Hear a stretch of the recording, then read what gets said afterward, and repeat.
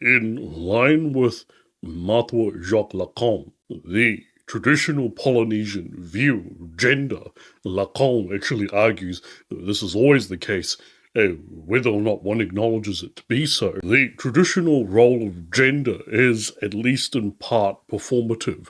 So, what makes a man a man? It is that he does manly things. He does the things that a man ought to do. Okay, that is what makes a man a man. Now, is there a biological element? Of course there is. And hence, cis and trans, or the equivalent words within Polynesia. So, within the Polynesian tradition, what makes a woman, at least in part, is motherhood, or at least the good faith effort at doing so. So it is very important in Polynesian tradition that women give birth. Women provide the nation with their future, essentially. That is what makes a woman a woman. Now, this is very important because I believe that a large population is objectively a good thing, globally and nationally. A large, ever-increasing population is a good thing. We can get into this some other time. There's plenty of evidence for this. Lifespan, economics, wealth, quality of life, so on and so forth. We need more people, more of everyone, okay? We need more white people. We need more black people. We need more brown people. We need more Asian people. We need more of every group. And we have a duty to ourselves to make this so. Now, why am I saying this?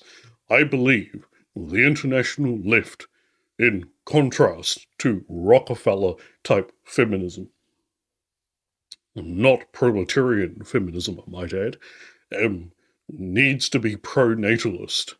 We need to support pro-natalist policies that encompasses broad economic justice, class liberation, policies aimed at allowing people materially to be able to reproduce without getting into debt. It is a mechanical process. When you do not have economic security, essentially, people don't make babies. That's a fact. So we, as leftists, need to be pro-natalist, and the project of economic justice is inherently pro-natalist. We have always been supporters of abundance. Abundance requires a large population, which by logically means we need to be pro-natalist. However, I am not interested in the culture wars of the right, in telling women who are not Polynesian that they have some sort of intrinsic duty to give birth.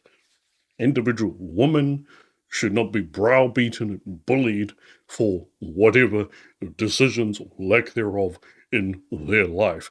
It is no one else's business. If you are not part of my family, my clan, my tribe, my tribal federation, my nation, or my moana, that is Polynesia, then I have no interest in telling you what to do. Nonetheless, we as leftists need to make it a materially viable option for those individuals and nations that do choose to reproduce.